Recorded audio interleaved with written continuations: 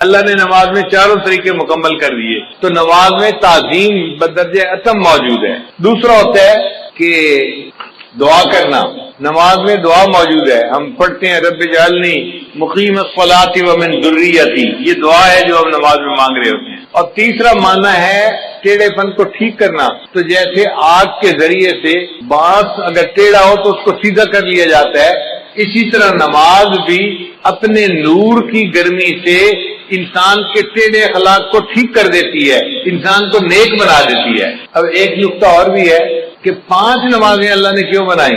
7 بن جاتی، 3 بن جاتی، 10 بن جاتی، 5 کیوں؟ علماء نے اس کا خوبصورت جواب دیا۔ وہ فرماتے ہیں کہ اللہ تعالیٰ نے ہر انسان کو 5 حواس عطا فرمائے ہیں، 5 جن کو حواس خمسہ کہتے ہیں، چھوٹے بچے سکولوں میں پڑھتے بھی ہیں۔ وہ 5 حواس کون سے ہیں؟ دیکھنا، سننا، سونگنا، چھونا اور چکھنا، یہ 5 حواس ہیں جو اللہ نے ہر بندے کو عطا فرمائے ہیں، اور 5 حواس پر شکریہ ادا کرنے کے بدلے اللہ نے ان پر 5 نمازیں فرض فرما دی۔ جو 5 نمازیں پڑھتا ہے وہ گویا 5 حواس کا شکریہ ادا کر رہا ہوتا ہے اللہ کا۔ بعض علماء نے کہا کہ 5 نعمتیں بنیادی ہیں، کھانا، پینا، کپڑا، مکان، بیوی۔ اب یہ ہر بندے کو ان کی ضرورت ہوتی ہے، تو اللہ نے 5 نمازیں اس لیے فرض ادا فرمائی کہ میرے بندے 5 نمازیں پڑھنے سے تم 5 نعمتوں کا شکر ادا کرنے والے بن جاؤ گے۔ بعض علماء نے لکھا کہ 5 مصیبتیں ہیں جن میں سے ہر بندے نے گزرنا ہے، ایک ہے موت، دوسری ہے قبر، تیسرا ہے حشر، چوتھا ہے پل صراط اور 5واں ہے میزان۔ یہ 5 ایسی مصیبتیں ہیں کہ جن میں سے ہر بندے کو گزرنا ہی ہے، چاہے نیک ہو یا بد ہو۔ اللہ نے 5 نمازیں فرض فرمائی، جو میرا بندہ 5 نمازیں پڑھے گا میں ان کو ان 5 مصیبتوں میں سے آسانی کے ساتھ گزار دوں گا۔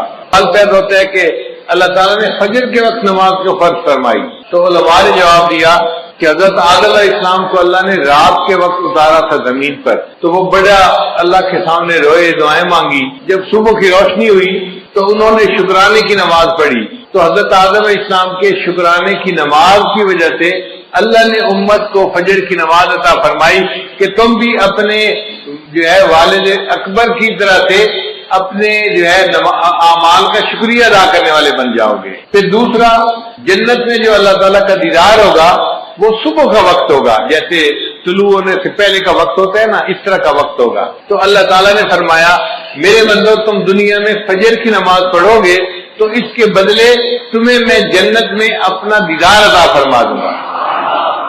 پھر حضرت یوسف علیہ السلام نے بھی شکرانے کے نوافل پڑھے تھے۔ بھائیوں نے جب ان کو کنویں میں ڈال دیا تھا تو کنواں تھا اور یوسف علیہ السلام بچے تھے، اب کنویں کی تنہائی بھی تھی، اوپر سے رات کا اندھیرا بھی آ گیا، تو یوسف علیہ السلام بڑے غمزدہ تھے۔ ایک تو بھائیوں نے زیادتی کی اور دوسرا تنہائی تھی اور اندھیرا تھا، اور وہ سمجھ رہے تھے کہ شاید اب مجھے باقی زندگی اندھیرے میں ہی گزارنی پڑے گی۔ جب تہجد کا وقت ہوا تو یوسف علیہ السلام بڑے پریشان تھے۔ حدیث پاک میں آتا ہے انہوں نے اس وقت دعا مانگی، اے اللہ میری پریشانی کو بھی دور کر دے اور جو بھی پریشان بندہ ہے دنیا میں اس کی بھی پریشانی کو دور کر دے۔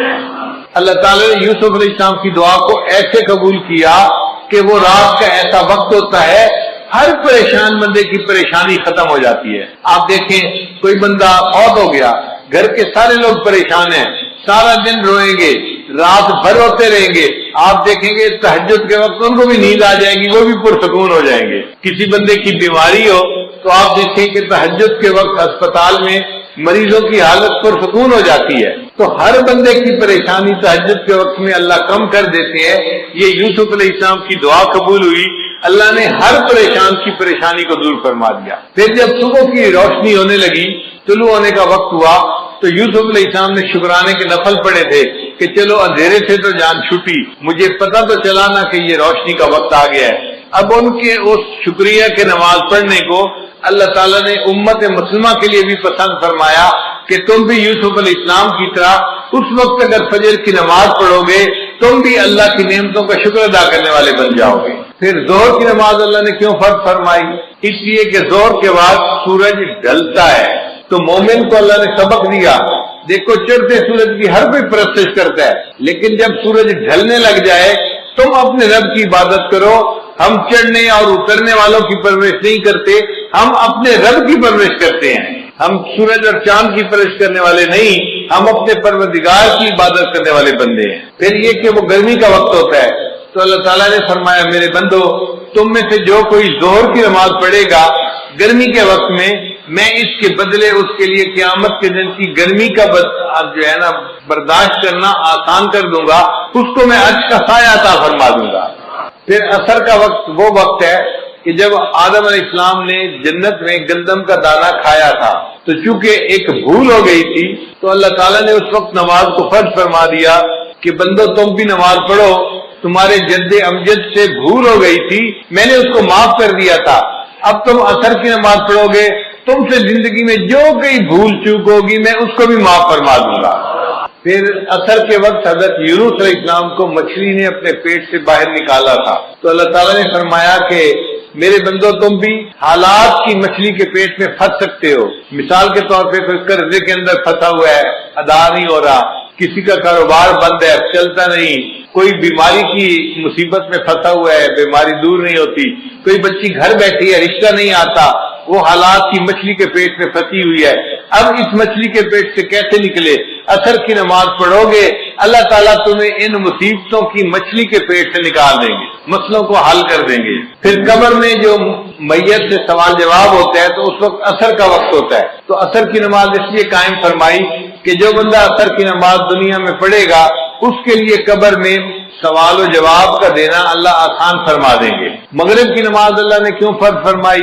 اس لیے کہ سارے دن میں جو غلطیاں ہوئی، کوتاہیاں ہوئیں، اب یہ مغرب کی نماز پڑھے گا اللہ پورے دن کے گناہوں کو اس کے بدلے معاف فرما دیں گے۔ حضرت آدم علیہ السلام کی توبہ اللہ نے مغرب کے وقت قبول فرمائی تھی تو امت محمدیہ کو مغرب کی نماز دی گئی کہ تم اگر مغرب کی نماز پڑھو گے اس کے بدلے ہم تمہاری زندگی کے سب گناہوں کو معاف کر دیں گے، تمہاری توبہ کو بھی قبول فرما لیں گے۔ اب عشاء کی نماز یہ اس امت کی خصوصیت ہے، پہلے کسی امت کو عشاء کی نماز نہیں ملی، عشاء کی نماز امت محمدیہ ہی کو ملی ہے۔ کیوں کہ نبی علیہ السلام کو جو معراج ملا تھا وہ عشاء کی نماز کے وقت ملا تھا۔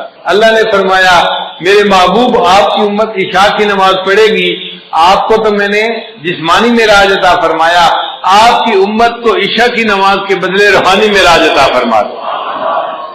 ایک سوال ذہن میں یہ پیدا ہوتا ہے کہ نماز میں رکعتیں 2 ہوتی ہیں، 3 ہوتی ہیں یا 4 ہوتی ہیں؟ فجر کی 2 رکعت فرض ہے، ظہر کی 4 رکعت فرض ہے، مغرب کی 3 رکعت فرض ہے، تو 2، 3 اور 4 رکعتیں، یہ رکعتوں کا سلسلہ اتنا ایسے کیوں ہے؟ 1 رکعت ہوتی، 2 رکعت ہوتی، کام ختم ہو جاتا، آخر 2 رکعت، 3 رکعت یا 4 رکعت میں کیا حکمت ہے؟ قرآن مجید کی آیت ہے اللہ نے فرشتوں کو بنایا جاعل الملائکۃ رسلا اولی اجنحۃ مثنی وثلاث ورباع، اللہ نے فرشتوں کو پیدا کیا، بعض فرشتوں کے 2 پر ہیں، بعض کے 3 اور بعض کے 4۔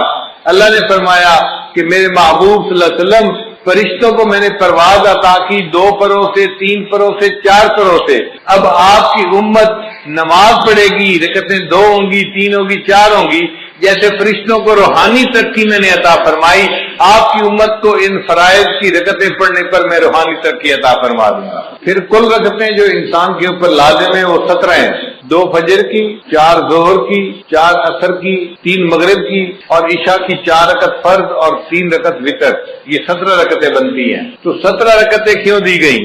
علماء نے جواب دیا کہ نبی علیہ السلام نے معراج میں 17 چیزوں کی سیر کی تھی، 8 جنتوں کی، 7 آسمانوں کی، تو 7 اور 8 15 بن گئے اور 1 عرش اور 1 کرسی، 17 ہو گئے۔ اللہ نے اپنے حبیب صلی اللہ علیہ وسلم کو 17 چیزوں کی سیر عطا فرمائی تھی، اس کے بدلے ہمارے اوپر 17 رکعتیں فرض فرما دی، امت ان 17 رکعتوں کو ادا کرے گی، میں ان کو بھی روحانی طور پہ سیر عطا فرما دوں گا۔ نماز معراج کیوں ہے اور عبادت معراج کیوں نہ بنی؟ اس لیے کہ نماز میں مومن اپنا سر سجدے میں اتنا جھکاتا ہے کہ انتہا ہو جاتی ہے، اسی لیے اگر کہیں گھاس والی جگہ ہو اور نماز پڑھنی پڑے تو بندہ اگر گھاس کے اوپر پیشانی لگا کے اٹھا لے تو سجدہ نہیں ہوتا، یا کوئی فوم کا گدا ہو اور بندہ اوپر پیشانی لگا کے اٹھا لے تو سجدہ ادا نہیں ہوتا۔ سجدے کے لیے ضروری ہے کہ اتنا سر جھکائے کہ نیچے سے زمین کی سختی محسوس ہونے لگ جائے، جب سختی نیچے سے محسوس ہوگی اب سر نیچے جا ہی نہیں سکتا، تب سجدہ مکمل ہوگا۔ اللہ نے فرمایا میرے بندے تو نے سجدہ کرنے میں اپنے سر کو جھکانے کی انتہا کر دی، اس حالت میں میرے بندے میں نے تجھے اٹھانے کی انتہا کر دی، میں نے تجھے معراج عطا فرما دیا۔ اس لیے سجدے کی حالت میں مومن معراج کی حالت میں ہوتا ہے۔ اب ایک اہم سوال کہ نماز میں سورہ فاتحہ پڑھنی کیوں ضروری ہے؟ نبی اسلام نے ارشاد فرمایا ان الصلاۃ تنہا، نبی اسلام نے فرمایا لا صلاۃ الا بفاتحۃ الکتاب، کہ سورہ فاتحہ پڑھے بغیر نماز نہیں ہوتی۔ علماء نے لکھا ہے کہ فاتحہ پڑھنی ضروری ہے۔ اگر کسی بندے نے نماز میں فاتحہ پڑھ لی تو باقی کچھ بھی نہیں پڑھا، اس کی نماز ہو جائے گی۔ فاتحہ نہیں پڑھی تو نماز نہیں ہوتی، نماز فاتحہ پڑھنی ضروری۔ اتنی اہمیت کیوں ہے؟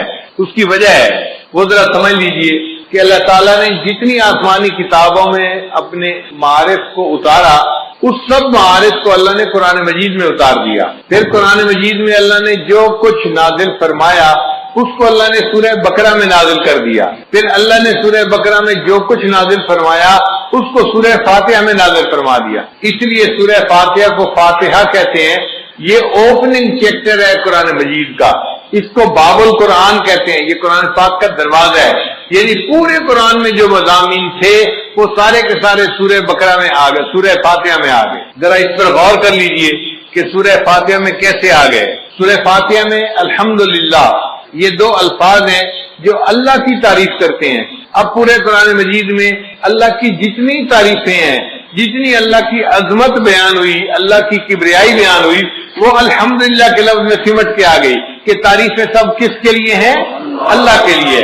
اور سچی بات یہ ہے کہ تعریفیں سجتی اللہ ہی کو ہیں، حتیٰ کہ اگر کوئی بندہ دوسرے بندے کی تعریف کرے تو وہ بھی اللہ کی تعریف کر رہا ہے۔ خاوند بیوی کی تعریف کرے تو وہ بھی اللہ کی تعریف کرے۔ کیوں؟ بیوی کو کس نے بنایا؟ اللہ نے بنایا۔ بیوی خاوند کے اچھے اخلاق کی تعریف کرتی ہے تو وہ اللہ کی تعریف کر رہی ہے۔ خاوند کو اچھے اخلاق کس نے دیے؟ اللہ نے دیے۔ ماں باپ اولاد کی تعریف کریں تو اللہ کی تعریف، کیوں؟ اولاد کس نے دی؟ اللہ نے دی۔ ہم دنیا کی کسی چیز کی تعریف کریں وہ تعریف حقیقت میں اس کے پیدا کرنے والے کی تعریف ہے، تو تعریف کا مالک حقدار حقیقت میں فقط اللہ ہی ہے۔ الحمدللہ ان الفاظ میں بندہ اقرار کرتا ہے اے اللہ تعریف اگر کسی کی ہو سکتی ہے تو وہ آپ ہی کی ذات ہے، آپ ہی کو تعریف سجتی ہے، تعریفوں کی انتہا ساری کی ساری آپ کے لیے ہے۔